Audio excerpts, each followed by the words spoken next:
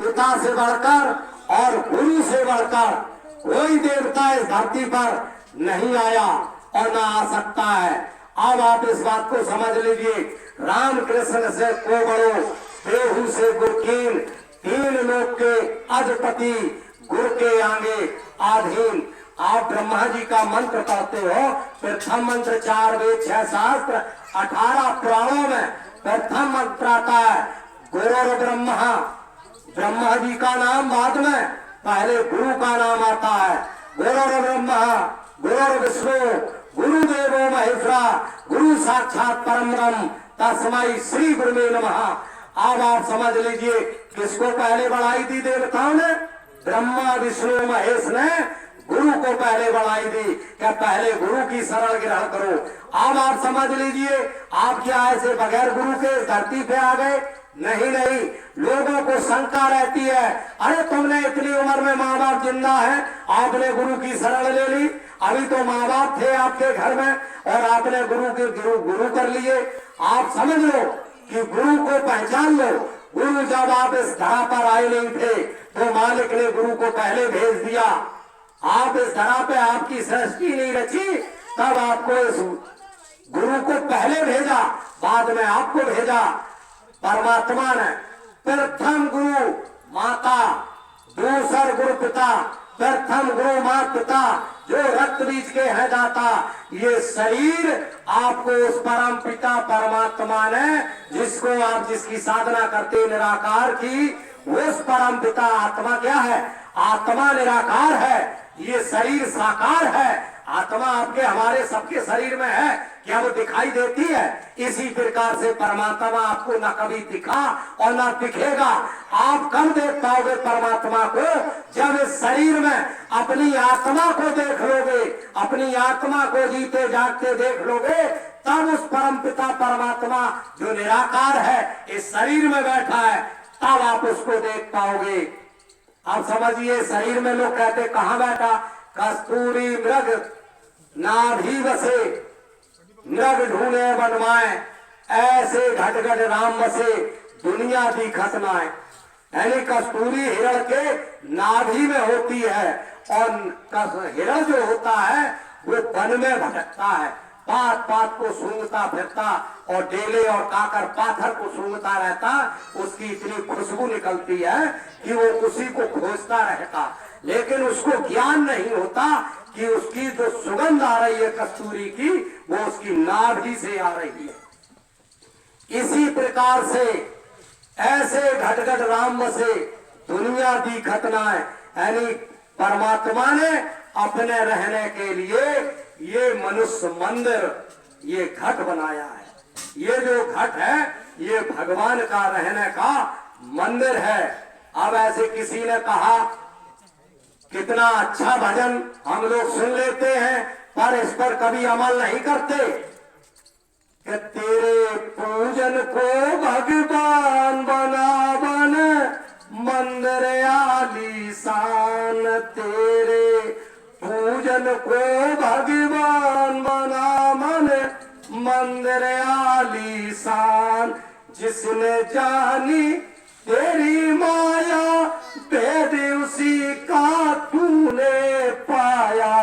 अवर ऋषि मुनि धर ध्यान बनावन, मंदिर आलीशान। आखिर ऋषि मुनि उस परम पिता परमात्मा का ध्यान क्यों लगाते थे?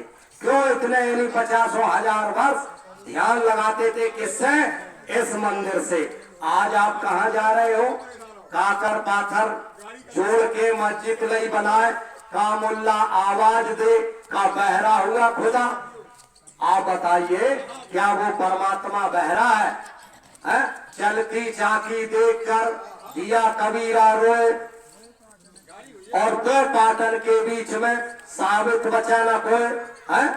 अब ये बताइए, ये संसार रूपी जो पाठ है ये आपको पीस रहे हैं, जैसे गेहूं पीस के आप खाते हो, इसी प्रकार से काल भगवान जो है इन आत्माओं को पीस करके खा जाता। जैसे तुमने देखा हो, पूरी बस में आग लग गई, 50 लोग थे, सब भुज गए, उसने एक बार में निकल लिए। जैसे हम लोग चबाना चबात हैं, ऐसे एक बार में 10, 20, 50 चबा जा।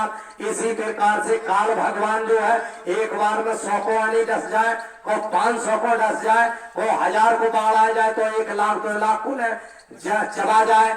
ये काल का भोजन है हम लोग। और जो हम पूजा करते हैं मंदिर की, मस्जिद की, गुरुद्वारा की, गिरजाघर की, इसमें पूजा करने से भगवान ने पूजा मंदिर तो इसलिए बनाए गए थे क्योंकि अज्ञान लोग हुआ करते थे। उस समय इतना ज्ञान का आविष्कार नहीं था। भगवान की आज मालिक की देखो दया कि पहले ये सत्संग हम आत्माओं को कहाँ मिलता था? हरिद्वार, नीमसार, ये ऐसे तीर्थ स्थान जो है, प्रयागराज, ऐसे यानी जगहों पर ये सत्संग हुआ करता था ऋषि मुनियों का। वहां सत्संग मिला करता था। ये कलयुग को धन सिराइए सारी जीवात्माओं, क्योंकि इस कलयुग कलकाल में घर घर में सत्संग हो रहा है, घर बैठे सत्संग मिल रहा है, फिर भी कोई सुनने को तैयार नहीं है। इस आत्म कल्याण के लिए ही आपको घर बैठे सत्संग मिल रहा है, क्योंकि समय का अभाव है। कलयुग में समय कितना रह गया है इस शरीर का? 100 की उम्र, सतयुग में 1 लाख वर्ष, त्रेता में 10,000 वर्ष, द्वापर में 1000 वर्ष, कलयुग में 100 वर्ष। और कलयुग का इतना प्रकोप बढ़ गया है, कलयुग इतनी तीव्र गति से जो पापाचार आज के 8 लाख वर्ष, 1000 वर्ष बाद होना चाहिए था, जो पापाचार वो आज पापाचार अभी वर्तमान में होने लगा। 5,5-6 हजार वर्ष से कलयुग को जाए हुई, द्वापर को जाए हुए और कलयुग को आए हुए हुई। और ये जो पापाचार आज के 8 लाख वर्ष बाद होना चाहिए था, वो पापाचार आज अभी वर्तमान में होने लगा। तो परमात्मा की ऐसी कृपा हुई अपार, उस मालिक की, उस मालिक ने दया मौज करके हम आए देश से, जहां तुम्हारो धाम और तुमको निज घर पहुंचाना एक हमारो काम। इस मूर्ति को आप देख रहे, इस चेहरे को आप देख रहे जो आपके बीच में गुरु महाराज आए हैं, ये समय की परिस्थिति को देख कर गुरु महाराज ने और इतनी जल्दी कार्यक्रम को बढ़ाया कि ये क्यों आत्माओं का कल्याण करना था। तो वर्तमान में आपके बीच में मौजूदा ये मानव शरीर लेकर के आ गए। आप समझ लीजिए कि परमात्मा कभी नहीं आता है कि परमात्मा आप सोचो कि आएगा मुझे बचाएगा और हम निकल जाएंगे। गुरु के रूप में साक्षात सतलोक से वो अनामी महाप्रभु हर युग में आता है और आपको मार्गदर्शन करके, जिसको बोलते हैं नामदान, नामदान गुप्त दान दे करके, और वो आपको साधना भजन करा करके उस परम पिता परमात्मा से मिलाने का काम और वहां पहुंचाने का काम।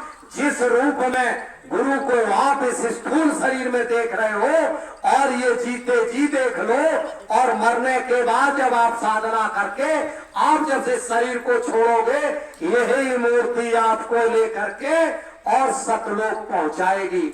आओ ये मंदिर, मस्जिद, गुरुद्वारा या बेफिजूल का झगड़ा करते, ये तो मंदिर आस्था का बनाए गए थे। बड़ी बड़ी आज के मंदिर छोटी छोटी मूर्ति बना दी जाती और छोटी छोटी आंखें। पहले के मंदिरों में छोटा गेट हुआ करता था, बड़ी मूर्ति होती थी। आखिर छोटा गेट क्यों लगाया जाता था? कि भगवान के दरबारे में जाओ तो घुस के झुक करके जाइए, झुक करके। आज हमारे जो है घर में माता पिता बैठे हैं, बच्चे आते सीधे गंदनाने घर चले आते, पिता के सामने माता के सामने प्रणाम भी नहीं करते। ये देखिए हमारी संस्कृति कहाँ जा रही। गुरु महाराज ने संस्कृति को लौटाने के लिए ये किसका प्रकोप है आप समझ लीजिए। ये प्रकोप केवल मांसाहार का है। आप समझ लीजिए मांसाहार। गुरु महाराज ने कहा बाबा जी का कहना है शाकाहारी रहना है। शाकाहारी का मतलब समझ लो, शाकाहारी केवल अंडा मीट मछली छोड़ने से आप शुद्ध शाकाहारी नहीं होगे। इसमें क्या लिखा है? शुद्ध शाकाहारी हो जाओ। शुद्ध शाकाहारी का मतलब है मन से, वचन से और कर्म से। आपका मन शुद्ध होना चाहिए, आपका वचन शुद्ध होना चाहिए, आपका कर्म शुद्ध होना चाहिए। आप कहीं भी रहो, आपके वचनों में शुद्धता होनी चाहिए। आप कहीं भी बोलो, जो लोग सुने आपकी वाणी, ऐसी वाणी बोलिए। सुख उपजे चौर, ऐसी वाणी बोलिए, सुख उपजे चौर। और वशीकरण यह मंत्र है, तज दे वचन कठोर। क्योंकि ये वाणी आपकी वशीकरण मंत्र होती है। आप किसी भी जगह आप अपनी वाणी का, मेरी माताओं बहनों, बड़े बुजुर्ग नौजवान साथियों, आप ऐसा वाणी अगर बोलोगे तो घर में, गांव में, मोहल्ले में, समाज में कभी यानी देश नहीं फैल सकता। क्योंकि वाणी ऐसी जहर है, वाणी गोली से भी ज्यादा घातक प्रहार करती है। घर में वाणी ऐसी बोलिए, घर टूटने ना पाए, घर जुड़ जाए।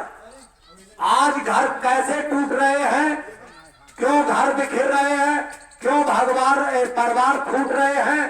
क्योंकि वाणी जो है सबसे ज्यादा घातक प्रहार करती है। चाहे हमारी माँ हो, चाहे हमारा पिता हो, चाहे हमारा भाई हो, चाहे हमारा बेटा हो, वाणी का घर में बहुत संयम जरूरी है। वाणी यदि आपने संयम से नहीं बोली तो पिता नाराज हो जाएगा पुत्र से, पुत्र नाराज हो जाएगा पिता से, और सास नाराज हो जाएगी बहू से, बहू नाराज हो जाएगी सास से। क्यों? क्योंकि उसकी वाणी में मिठास नहीं, कड़वाहट है। वाणी का चयन जिसने, भगवान राम ने। अब आप समझ लीजिए राम की पूजा क्यों करते हैं। राम तो चले गए लाखों वर्ष पहले, और राम का इतिहास जब सुनाया जाता है, राम की चर्चा जब होती है तो लगता है कि अभी कभी राम आए हुए होंगे। आप समझ लीजिए कि राम कितने संयम वाणी का बर्ताव किया उन्होंने, कि माँ के कई ने जिसे राजगद्दी दी जा रही हो, सुबह राज तिलक की तैयारी, और माँ ने यानी वचन बोल दिया कि राम को वनवास और भारत को राजगद्दी, भारत को राजगद्दी, भारत को राजगद्दी। अब समझ लीजिए, आप यहाँ वाणी पर गौर करना। ये राम कथा तो बहुत पुरानी है, वाणी का संयम देखिए। बड़े बेटे को किस संयम से बोलना चाहिए, निर्णय क्या हुआ, फैसला क्या हुआ। पूरी यानी केवल 3 आदमी को पता हुई थी बात, कैकेयी को, दशरथ को और मंथरा को। और मंथरा आज घर घर में है, समझ लीजिए।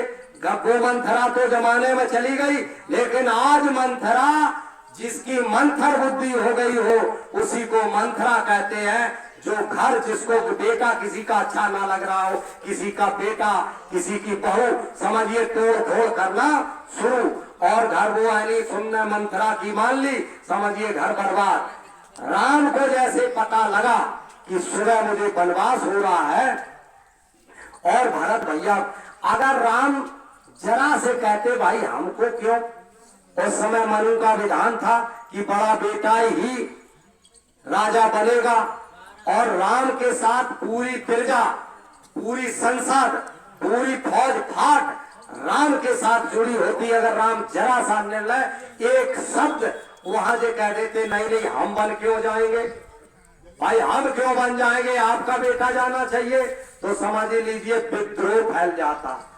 आप समझ लीजिए घर में देवरानी जिठानी होती है। अब वो 3 सौते थी, 3 पत्नियां राजा दशरथ की थी। अगर कौशल्या बिगड़ जाती कि बड़ी रानी का अधिकार है कि बड़ी रानी का बेटा बड़ा है तो वो राजा बनेगा, मेरा बेटा क्यों बन जाएगा, तुम अपने बेटे को वन भेज दो। बड़ी रानी अगर बिगड़ जाती तो समझिए घर में, उस राज्य में विद्रोह हो जाता। लेकिन वाणी का संयम किया, और तत्काल पिताजी से कहा, माताजी से कहा, और अपनी माता को कैसे संतुष्ट किया। अपनी माता से जब आज्ञा लेने गए तो माता को प्रणाम किए, माँ खुशी थी मेरा बेटा राजा बनेगा।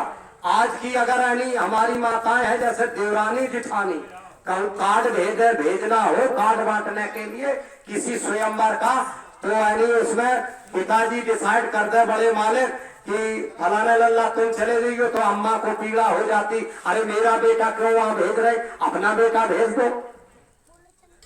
अगर बड़े भाई ने डिसीजन ले लिया कि छोटे भाई के बेटे को भेज रहे भला जगह, तो यानी छोटी माँ को एकदम दर्द हो जाएगा, नहीं मेरा बेटा क्यों जाएगा। ऐसा घर में नहीं, घर यदि यानी बांध के रखना है, घर को स्वर्ग बनाना है, तो देखिए आप समझ लीजिए राम के चरित्र से घर स्वर्ग बनेंगे, और राम का चरित्र अगर घर में नहीं उतारा तो नरक बनने से कोई, एक राम का घर स्वर्ग था और एक दोनों भाई देखिए थे चचई दाऊ के, तो हते कौरव पांडव, इतनी भूमि के लिए महाभारत। आप समझ लीजिए कौरवों को आपको यानी पढ़ना है तो महाभारत घर में कराइए, और यदि राम को पढ़ना है तो अपने घर को स्वर्ग बनाइए। ये संपत्ति, ये जागीर, ये घर हवेली आप चले जाओगे, ये तिलवर यहाँ से हिलने वाली नहीं है। आप जेवर जत्ता जितना भी यानी बैंक बैलेंस कर लीजिए, बैंक में रहेगा पूत कपूत का धन संचय, पूत सपूत का धन संचय। पुत्र के लिए अगर आपका पुत्र है तो उसे धन की इकट्ठे करने की आवश्यकता नहीं है।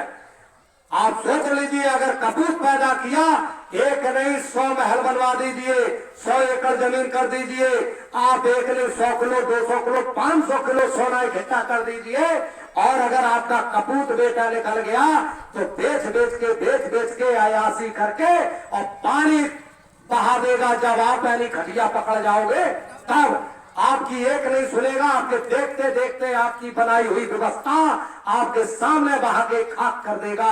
आप बड़े बड़े क्या सोचोगे कि इसी दिन के लिए मैंने ये साम्राज्य बनाया था। गौर करिए, बच्चों को आप अगर संसार बनाना है बच्चों का, तो उन्हें संस्कार दीजिए बचपन से, क्योंकि राम होते हुए भी अपने सुबह माता पिता के पैर छू करके, गुरु के पैर छू करके अपनी दिनचर्या करते थे। आज मैं दावे के साथ लिख दूं, गुरु महाराज के आशीर्वाद से आपको कह दूं, आपने यदि अपने बच्चे की आदत डाल दी कि सुबह ये माता जी पैर छू के आप यानी घूमने जाया करो, पिताजी के पैर छूकने जाया करो, घर में आप गुरु नहीं किए, आपने किसी देवी देवता का स्थान है, आप अपने बेटे को उठाइए और सुबह माता पिता के और उस देवी देवता के जो भी हो और गुरु किए हैं तो गुरु के पैर छुआइए और छुआ करके उसको दिनचर्या के लिए भेजिए। धीरे धीरे आने वाले समय में आपका बेटा बड़ा होगा, युवा होगा, और जब जवान होगा उसकी आदत वही पड़ जाएगी। आदत जब पड़ जाएगी तो आपके जब पैर रोज छुएगा तो आपके सुख दुख की हमेशा पूछता रहेगा, पिताजी आपको कोई दिक्कत तकलीफ तो नहीं है। और जब ऐसी बात पूछता रहेगा तो आपके बुढ़ापे में कभी कोई दिक्कत नहीं आएगी। और आपने ये संस्कार नहीं सिखाए तो समझ लीजिए वही बेटा जिसके लिए आप साम्राज्य बना रहे हो, आप उसके सामने इतने दुखी हो जाओगे, ये कहने पर मजबूर हो जाओगे कि ऐसी औलाद से तो अच्छा मेरे निसंतान में बना रहता। मेरे प्यारे भाई और बहनों, ये सत्संग का मतलब ये नहीं होता, ये कोई कहानी किस्सा नहीं, केवल गुरु महाराज सत्संग। जब आप घर में माँ बेटे बच्चे बच्चियों में प्रेम रहेगा तब ना आप अच्छा सा भजन कर पाओगे, अच्छा सा सुमरन कर पाओगे, अच्छा सा ध्यान कर पाओगे।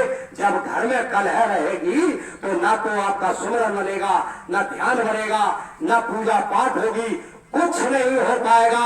और जब भगवान से तुम्हारा ध्यान हट जाएगा तो भगवान की नजर तुम्हारे ऊपर नहीं रहेगी, तो ये जीवन पूरा जीवन मिथ्या चला जाएगा और दुख में चला जाएगा। तो आप समझ लीजिए आप कि अगर सुखमय जीवन को बनाना है, अब भगवान राम को जब वनवास दे दिया, माता को संतुष्ट कैसे किया। माता ने कहा सुबह तुझे ये आभूषण पहनाऊंगी, ये मुकुट पहनाऊंगी, ये वस्त्र पहनाऊंगी, और सुबह मेरा बेटा राजा बनेगा। माँ को कितनी खुशी होती है जिसका बेटा राजा बनने जा रहा हो। आप समझ लीजिए अब भगवान राम अपनी माँ को कैसे संतुष्ट करे कि मुझे माँ ने वनवास भेज दिया, मुझे तो वनवास हो चुका, अब बताइए, ये बड़े संयम की बात है। सब ऐसे परिहार करते हैं आज के बेटे कि पिता को अटैक पड़ जाता है, पिता गम में चला जाता है, पिता धराशायी हो जाता है कि मेरे बेटे ने क्या कह दिया। माँ से ऐसे शब्द बोल देते कि पिता और बेटे की, माँ बेटे की ऐसी नफरत हो जाती है कि अंतःकरण में बेटा वो बेटा नहीं लगता। आप समझ लीजिए पिता राम क्या कहते हैं अपनी माता के सामने, पिता दीन मोह कानन राजू। हे माता जी, पिताजी ने अयोध्या का राजा भरत को बना दिया, अयोध्या का राजा भैया भरत, और मुझे तो राज्य इतना बड़ा दे दिया कि विशाल जंगल का राजा मुझे बनाया। ये पूरा जंगल, अब आप समझ लीजिए जंगल, जंगल नाम ये घर का मंगल करने के लिए होता है। आप समझ लीजिए घर में जिसमें कलह होता है तो घर का जो मेन मुखिया होता है, जब घर में आपस में कलह होती है तो क्या कहते हैं कि अरे क्या घर जंगल बना डाला, जंगल सा घर बना दिया। आप समझ लीजिए भगवान राम जंगल के राजा बने। रावण के आतंक से ये भूतल जो था, ये पृथ्वी जो थी, भारत भूमि अशांत हो गई थी। रावण के राक्षसों का इतना आतंक इस धरती पर था, नासिक में तुम्हारे राजधानी खरदूषण ने बना ली थी। और रामटेक है ये आपका नागपुर के पास में, भगवान राम वहां रुके थे कुछ दिनों के लिए। इंसानों को खा खा के राक्षसों ने इतना बड़ा ढेर लगा दिया था कि वहां पहाड़ बन गया बहुत भारी। बात समझ रहे? तो ये धरती को अशांत करके रख दिया था रावण के राक्षसों ने। तो राम ने उस जंगल राज को मिटाने के लिए मां को संतुष्ट किया कि मुझे जंगल का राजा बनाया है और मैं जंगल में जा करके व्यवस्था को अच्छे से स्थापित करेंगे। आज के राजा कैसे हैं आप समझ लीजिए। राजा कौन होता है जो प्रजा को शांति दे सके? राजा वो होता है जो स्वयं कष्ट जीवन में यानी धारण करे, वही प्रजा को शांति दे सकता है। और जो राजा स्वयं सुख भोगने के लिए राजा बनेगा वो कभी प्रजा में शांति नहीं ला सकता। अब जब जंगल में वनवास जाने की तैयारी राम को हुई तो राम से दशरथ जी ने कहा, वशिष्ठ जी ने कहा कि ऐसा करो राम, तुम यहाँ से कुछ फौज फाट ले लो, क्योंकि उनको मालूम था कि यानी रावण के आतंक से ये पूरी धरती अशांत है। राम से कहा कि यहाँ से फौज ले लो, रथ ले लो, अस्त्र शस्त्र ले लो।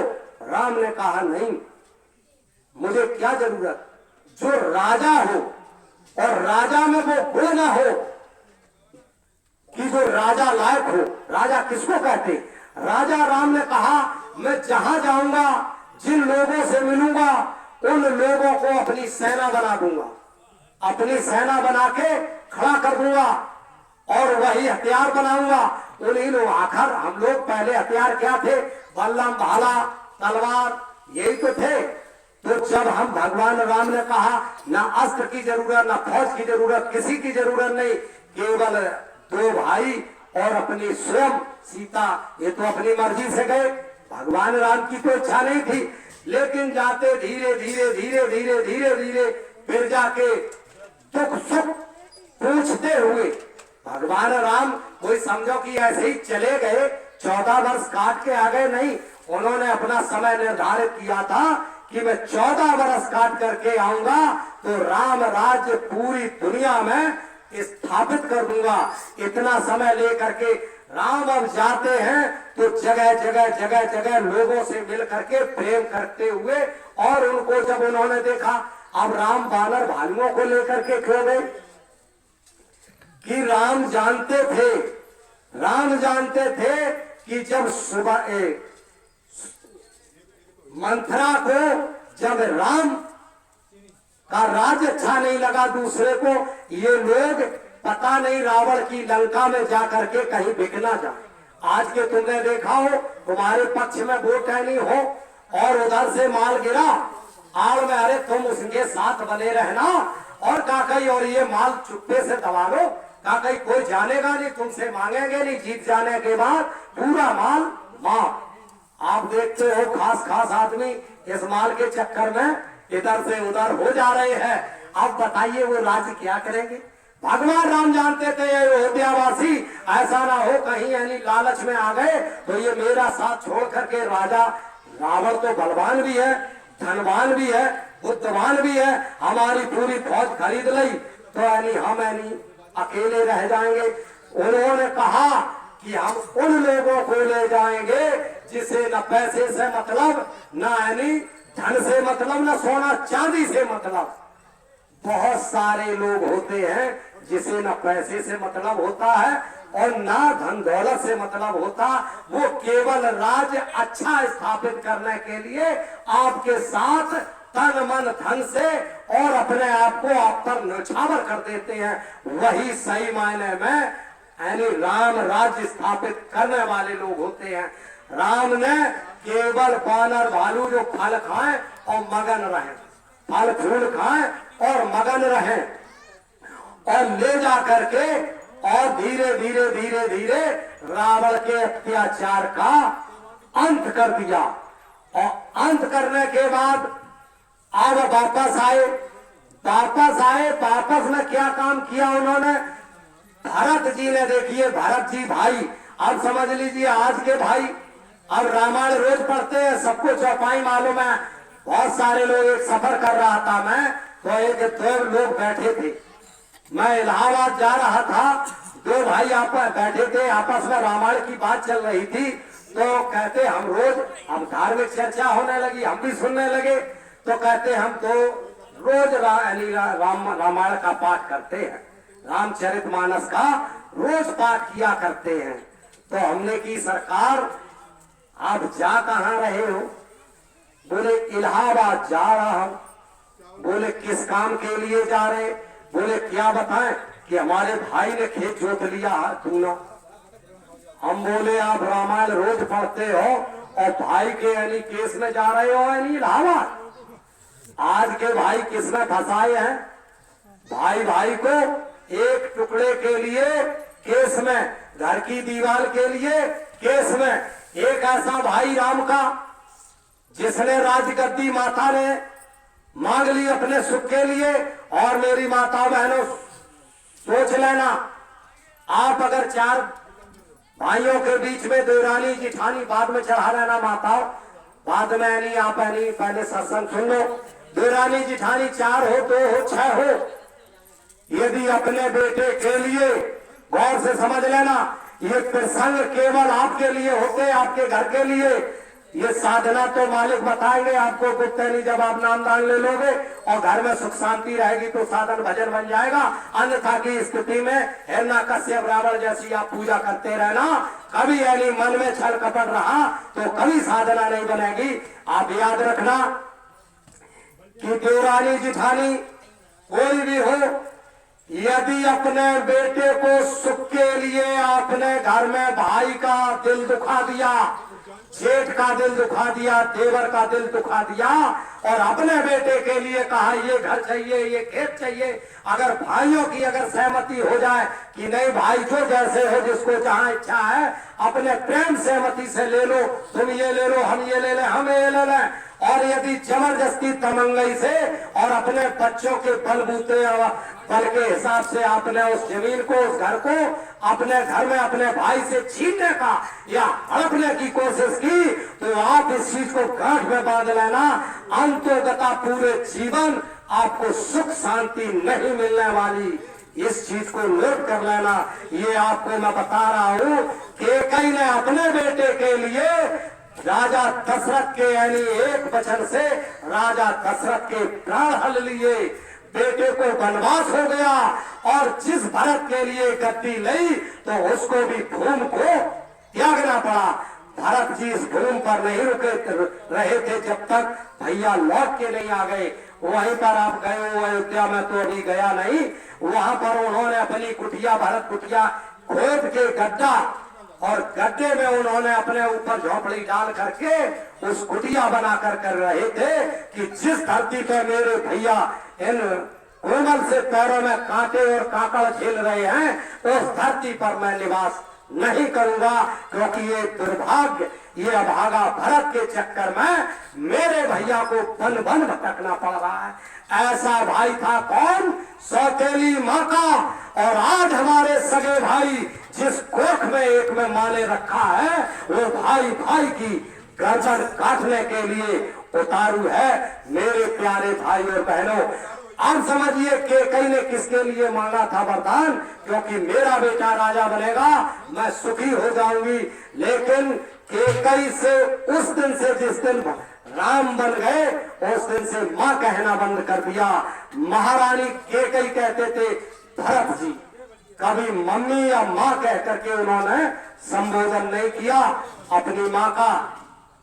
जब लौट के आए तो सबसे पहले वो केकई से राम मिले, और केकई से राम मिले और माँ केकई ने क्या कहा? राम, जिस दिन से आप बन गए सब कुछ मैंने बर्दाश्त कर लिया, मैं विधवा हो गई, समाज के ताने झेले, अपमान झेला, सब कुछ झेला, लेकिन एक चीज मुझे खटक रही है जो मुझसे बर्दाश्त नहीं हो रही। बोले क्या? बोले आज जब से आप गए हो भरत ने मुझसे कभी माँ नहीं कहा। अब आप समझ लो मेरी माताओं बहनों, और मालूम है भरत जी ने उस दिन से अपनी दाढ़ी मूछ बाल सारे 14 वर्ष तक कोई नहीं, ना काढ़े ना धोए, कुछ नहीं, जटाएं बांध ली, केस उलझ गए। आप समझ लीजिए भगवान आए, अपने भैया से मिले, सबसे पहले भगवान ने क्या काम किया? अपने भाई के केस सुलझाए। क्या सुलझाए? केस। केस की समझ लेना परिभाषा। आज का कलयुग का भाई अपने भाई को केस में उलझा रहा है, और त्रेता युग का भाई अपने भाई के केसों को सुलझा रहा था। कथाएं आप सुनने जाते हो, कथाओं से सुन करके कुछ आया करो और घर में उतारा करो, घर में लागू किया करो, और देखिए आप कैसे घर स्वर्ग बनता है। अरे गम, तुम किसके लिए गम नहीं खा सकते? भाई के लिए। हमसे हमारे लिए क्या गम खाओगे? हम तो परदेसी है, 100-200 खर्चा कराएंगे चले जाएंगे। भाई तुम्हारा है, आप अगर 1000 खर्च कर दोगे किसके लिए करे? भाई के लिए 10,000 खर्च कर दियो तो किसके लिए? भाई के लिए। अरे पूरा घर दे दिया तो किसको दिया? अरे मेरा ही तो भाई रह रहा है? मेरा ही भाई रह रहा है। तो अब ये केस जो है, आज के भाई केसों में उलझा रहे अपने भाई को। मेरे प्यारे भाई और बहनों, अपने भाई को केस में उलझाना नहीं है, केस से सुलझाना है। तुम्हारी क्या संपत्ति ले जाएगा? अरे हमका दूसरा पक्का मकान ले लिया, यदि मेहनत करते हो, अच्छा परिश्रम है तो ये घर नहीं हम दूसरा बना लेंगे, है? दूसरा नहीं तीसरा बना लेंगे। अब पूत कपूत का धन संचय, पूत सपूत का धन संचय। यदि पूत तुम्हारा जन्म ले लिया तो बचपन से पूछने लगता है पिताजी चिंता मत करना, बस थोड़े दिन और मेहनत कर लो, अब हम हो गया कमाने के योग, अब हम कमाने के लायक हो गए, अब आपको छुट्टी दिलाते हैं थोड़े दिन। अब आपका बेटा जब आपकी परेशानी और मजबूरियां समझने लगा, जिम्मेदारियां लेने लगा, तत्काल वो बेटा आपको सुख दे देगा। और आप जो कार्य कर रहे हैं, मेहनत मजदूरी दुकान दफ्तर का, वो बेटा अपने आप उस चीज को स्थापित कर लेगा। नौकरी चाकरी पढ़ाई की तो नौकरी लग जाएगी, नहीं पढ़ाई लिखाई की तो उसने धंधा बिजनेस करने लगेगा, और नहीं धंधा बिजनेस करने लगा तो कोई टेक्नीशियन बन करके, कोई काम सीख करके, कोई कारीगर बन करके। 16 कला से भगवान आए थे, 16 कला में से अगर आपने एक कला भी ले ली, मिस्त्री बन गए, 700-800 मिलते हैं। आप कोई कारीगर बन गए, किसी चीज के 1000 रुपए मिलने लगे, पिताजी की टेंशन दूर। मेरे प्यारे भाई और बहनों, इसलिए बच्चों को संस्कार आप भरोगे तो संसार बनेगा, और संस्कार विहीन करोगे तो तुम्हारा बसा बसाया संसार क्षण भर में मिट जाएगा। इसी वाणी में हम अपनी वाणी को विराम देते हैं, और जाने और अनजाने में हमारे शब्दों में कोई त्रुटि हो गई हो तो मुझे क्षमा कर देना। और हमारे मास्टर साहब भैया जिस लोगों को जिनका आपको इंतजार था वो आ चुके हैं। आगे का सत्संग आपको वो भैया सुनाएंगे। इसी बीच में हम हमारी वाणी को विराम। बोलिए जय गुरुदेव, जय गुरुदेव।